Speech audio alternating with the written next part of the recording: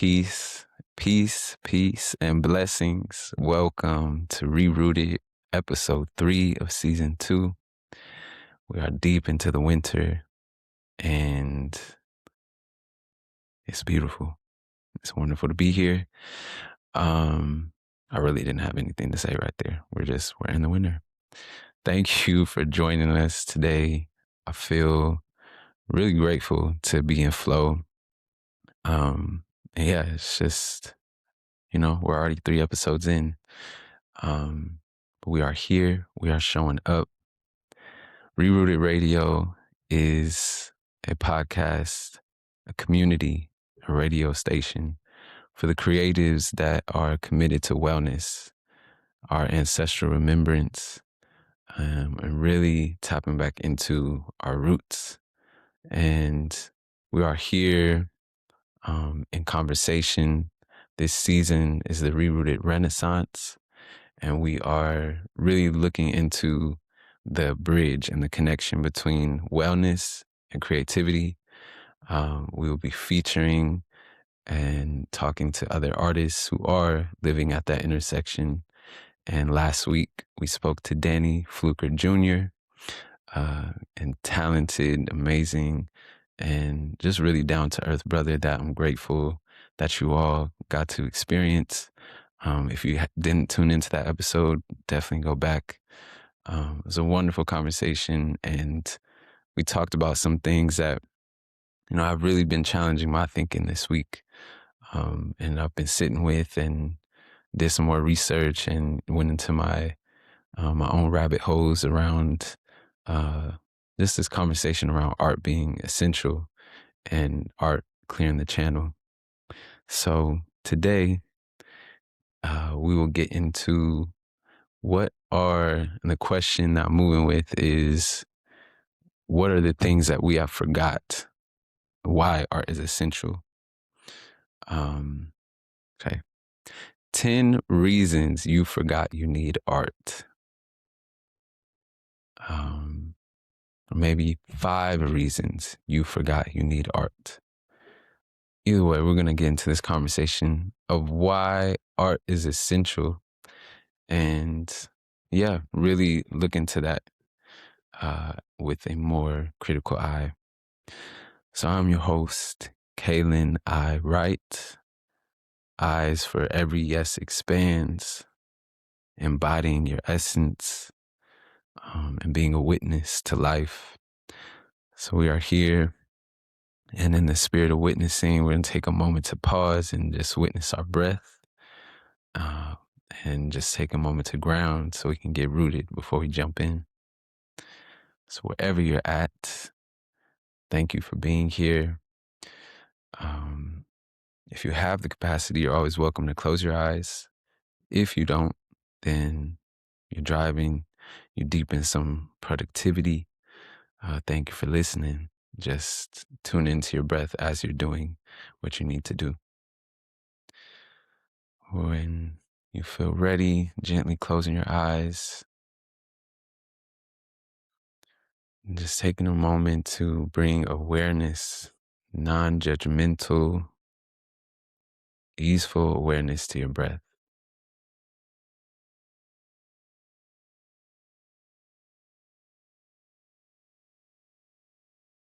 Inviting in the practice from teacher Thich Nhat Hanh. I start off my yoga classes with is breathing in. I know I'm breathing in. And breathing out. I know I'm breathing out. In. I know. Out. I know.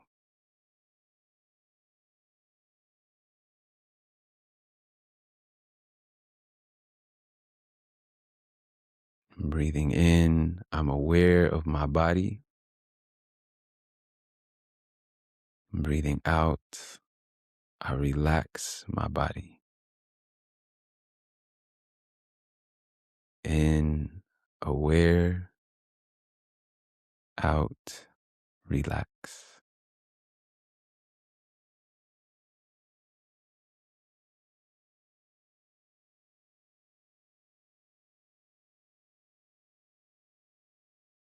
Beautiful. And take one collective inhale deep into the belly.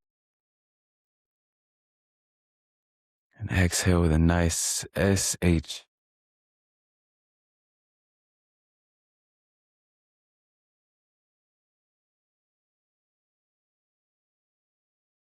Gently coming back to the moment here. If you had your eyes closed, fluttering them open, noticing the first thing that catches your eye, seeing something in your environment, seeing the flickering of this candle that I have in front of me, and this bamboo plant that is green, fluttering. So whatever you see, whatever you feel, whatever's happening for you, from where I am to wherever you are, thank you for being here. Thank you for taking a moment to pause before we jump in. And hopefully you just feel more in your body and less in your head. And I hope this information, whatever is shared, that you're able to feel it and where it resonates within you. Yeah, so let's jump in, y'all. So today, how are we 7 minutes in? That is, wow.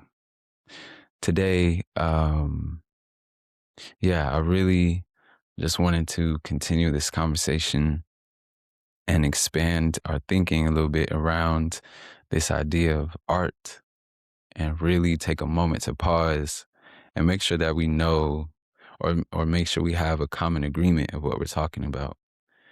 It's easy to assume that we are all speaking the same language when we're referring to certain words. But when it comes to a word like art, it's very loaded. Art in of itself means something different um, to the people that are perceiving it. And the beauty about art is that it's so subjective. So I just want to take a moment and really, reflect on, do we really know what we're saying when we're saying art in this English language? So we're going to start off by just sharing the definition. And I was actually surprised. I've never looked up the definition of art. So it was already a journey to learn that and be like, wow, it's actually pretty cool. And yeah, just start to bring to light some things, because that conversation with Danny really stirred up some things in me, that had me reflecting and just sitting with the statement that he made about art being, his wellness being something that clears the channel for his creativity. And yeah, I really sat with that, and just understanding our place as creatives and humans, and the unique gift that we have as humans to bring something from the unseen into reality, and how that does require a lot of inner work to be able to do that at a high level. So let's start off, and just for yourself, how would you define art? If you had to explain it to a little kid, or just someone next to you, what does art mean to you? And don't even need to be nothing deep yet. So just curious what you come up with, and you can take a moment to pause this. But I'm going to get into sharing the definition and see where your connects with the definition. So this is, all I did was go into Google and search the etymology of art. Etymology is just the breakdown of words and getting to the root, or the different pieces of the word and where they come from the Latin and Greek, roots of where these words come from. So the etymology of art, the definition and dictionary is, it is a skill as a result of learning or practice. It comes from the Old French and Latin language, and the Greek definition of artisan is to prepare. The root here, so this is the etymology, the root R is to fit together. It's also, if you think about your arms, it helps us put things together. It's connected to our body. From Sanskrit, it's the ancient language. Ancient language, I'm pretty sure it comes from India. Correct me if I'm wrong. But Sanskrit, Rit, RTIH. All this will be in the show notes if you want to nerd out with me. But Rit means manner or mode, and Latin arma means weapons. Arma, weapons. So there's a few interesting things that's already clear here. Is that it's something that is fine-tuned. It's a skill. It's something that is acquired over time. And you can always hear like the art of love, the art of XYZ, the art of cooking, the art of this. So it is something that, we see as a very high level that someone has learned how to do. I also think it's interesting that the root of it is to bring things together. I think about hip hop. The origins is coming from these records and DJs scratching and finding that break in the songs that had no lyrics, and then putting them together into a loop so that the MC could rap on it. Like that being a gift of literally putting things together, and especially from lineages that we come from, the gift of being able to make something out of nothing. So this is our art, our creation, our putting things into connection that weren't there before. And that's a skill. So that part I feel definitely reigns true. And then this interesting piece around the Latin origins of arma, meaning weapon, this idea of art being a weapon and art being something that can protect us and also be used against us when it comes, depending on, how you're using your gifts. So, yeah, I think that just those two things are right to bear arms, and all this connection between what is art used for and what are we putting the intention behind it.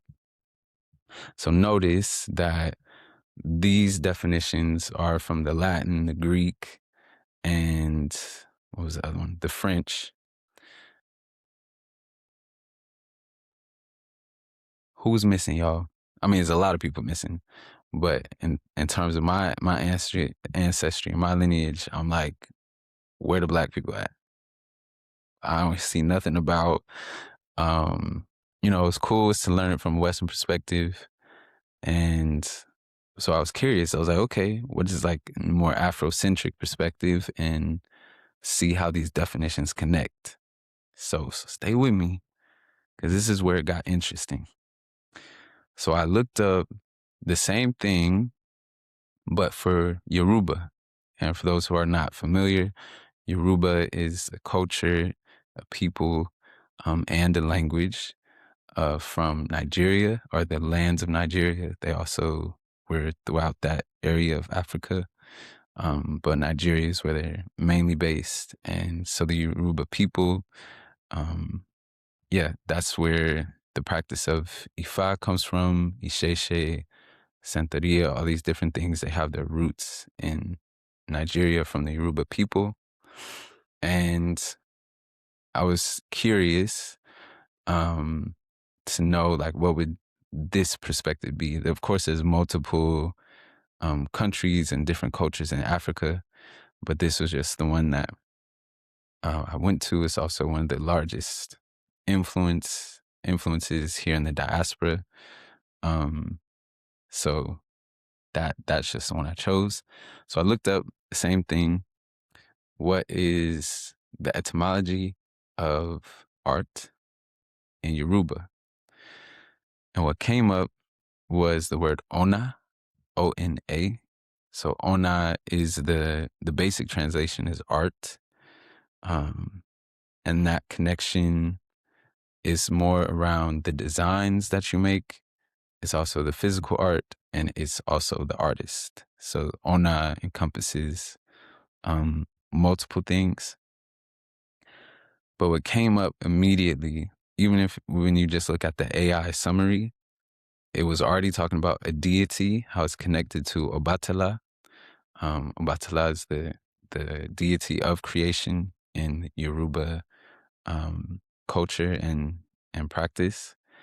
And it was also talking about character, how we conduct ourselves and how that's connected to our creativity, and beauty, not just externally, but internally.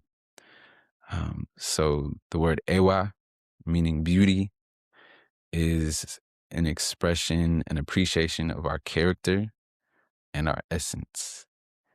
Iwa is usually defined as character, but it really means our essential nature, the essential nature of a person or thing. So this connection that really brought to light for me, like, okay, I went to look up the basic etymology, and when it comes down to it, we're just told about the external parts of art, the pieces of work, the skill, the definition, the skill as a result of learning or practice, and to put things together. But when I look at an Afrocentric perspective, the art is about our internal nature, our internal character, and an expression of that internal nature. So a quote I'm going to read from Babatunde Lawal in an essay or from the book. There's a section on divinity, creativity, and humanity in Yoruba aesthetics. And this quote that stood out to me is, in other words, the Yoruba idea of beauty, ewa, has two realities, namely ewa ode, external reality or external beauty, and ewa inu, inner beauty. In human beings, inner beauty is assessed through iwa, character, and in artifacts through wiwulo. Wiwulo, work with me, y'all. Wiwulo is functionality. Okay. So then it goes on to share a song from a song that was translated from Yoruba. And the song is "Take care of your character. Character is clothing.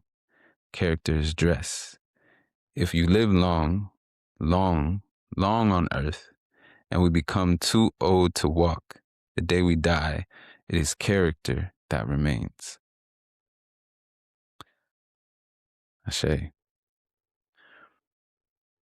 So I'm curious, even if what I already just shared is resonating with anyone, and yeah, how this is landing for you.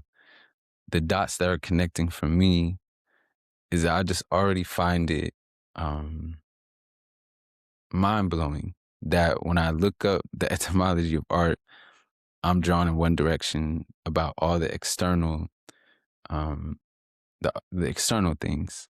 But as soon as I look it up from an Afrocentric perspective, we're drawn into our internal world. We're focusing on our character. We're focusing on our essence. And that is where the art comes from. So when it comes to a place of how we take care of ourselves or how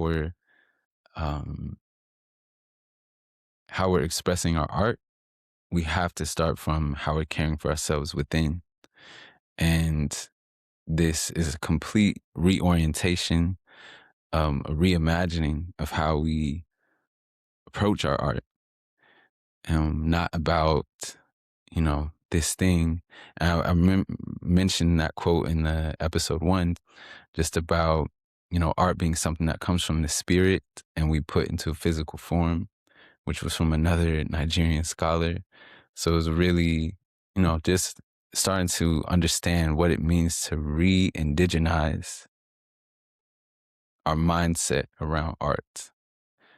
Notice I'm not saying decolonize, because that's putting emphasis on the colonizers. We are re-indigenizing. So to re-indigenize our relationship to art is to re-indigenize our relationship with our essence, with ourself. So when we say art, we're not just speaking about, again, what is external. We're speaking about who we are. We're speaking about what our essence is. We're speaking about what we're birthing into the world. And this is the biggest thing that we have forgotten.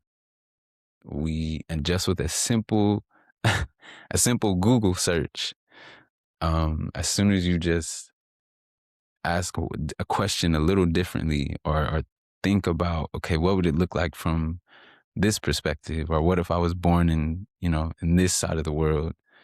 Or what do my ancestors have to say about this?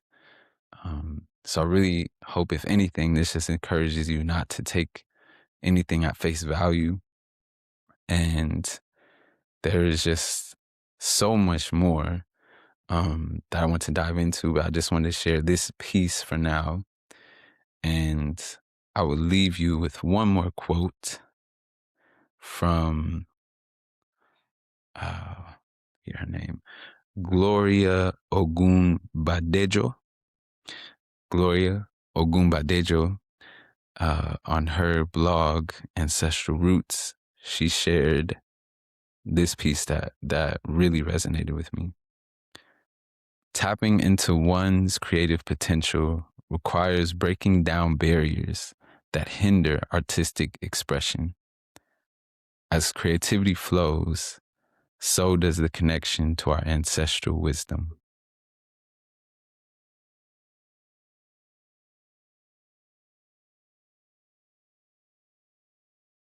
Tapping into one's creative potential requires breaking down the barriers to hinder our artistic expression.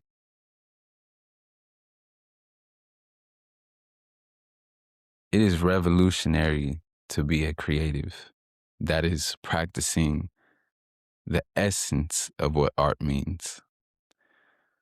It is revolutionary to choose to create. It is revolutionary because we have to do the work to clear these blockages, to clear our creative channel. This wellness that we do is the very thing that helps us break down those inner barriers. And I just heard a word the other day from listening to another podcast, The Voices of Iwa, and they're talking about emotions, and the guest speaker shared about injected oppression, not internalized, similar to internalized oppression, but some of these things have been injected into us. They weren't necessarily chosen. We just were fed them and given them since we were little.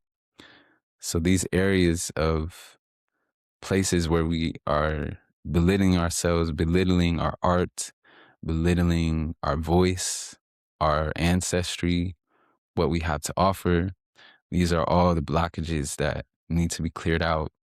So when we are practicing our wellness, when we are remembering what our ancestors did to remember their wholeness and remember their worth, that as artists is the power that we're bringing to the table, because we are reminding people that we're so much more. And we get to do that in real time. And this, when we're flowing, when we clear that channel, we are connecting back to our ancestors. It's connecting us to the past, the present, and the future. And that is what we have forgotten. We forgot that as much as the creativity takes work, that, yeah, it's something that continue to move through us. But once there's a flow, we are connecting to something that's beyond us, and not just like, speaking about some God in the sky, but the people that came before us. When I'm creating, I'm connecting with my grandmother. When I'm creating, I'm connecting with my great grandfather, even though I never met him. And that's something that we have forgotten. And more importantly, we're remembering, because right now we need it more than ever. So yes, that's taking a breath into that.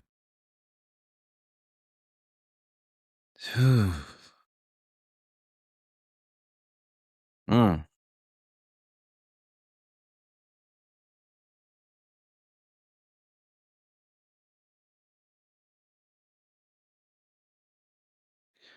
All right. Yeah, that's really all I have to share today. Um, I do want to share one more thing. I'm drinking this ginger, turmeric, the little bit of 100% cacao, and some lion's mane. So that's why I'm so charged up. That's all I wanted to say. So yes, share, please. Just share how this is resonating with you. I'm definitely curious to be in more conversation. I want to hear your thoughts. This is alive. This is moving, and I'm getting to the place where I'm seeing how this is so relevant to what's happening right now. Thinking about ICE and what's happening in terms of what's not being said, and the stories that I'm hearing, not from the news, but just from mouth to mouth and the conversations and the people that are choosing to share what's happening. Thinking about where we're at in the world, and even just being an American citizen. So to truly be in this place of discomfort and not understanding or not having a full grasp on the gravity of the situation, these things can be heavy. But when we remember, we remember, and we come back to, this is why we do what we do. This is what these words actually mean. This is who we actually are. It helps. It helps. It may not make it easier, but it does make it more viable. It makes it more worthwhile, and it gives us more direction. So I hope that this sharing and this information is more than just for the brain, but that it activates something in your heart, and that it, as an artist, as a creative, as a wellness practitioner, as in whatever role you have, that we need you, and yeah, that we are all trying to figure this out. So I hope that this is just one step towards you figuring it out. Tangible tool. What does art mean for you? Maybe it's journaling, what it means to you personally, and how, these definitions today can serve you in your creative process and your clearing. Because art is innately revolutionary. So appreciate y'all. We are 30 minutes in. That is all I have today. Check the show notes for any of the information I shared today and to take a deeper dive. Also, please, if you are not on the email list, join the email list that is in the show notes. We're building a community, and we are offering more spaces to connect virtually on Zoom, through Rerootd workshops, and we'll begin to have more collaborations with more wellness practitioners and artists in the community. So I just want you to be the first one to find out And so we can start to, build this momentum together. So join in, join the Rerootd tribe. And yeah, that's it. As always, from where I am to wherever you are, thank you for listening. Stay rooted, stay grounded, and stay well. Peace.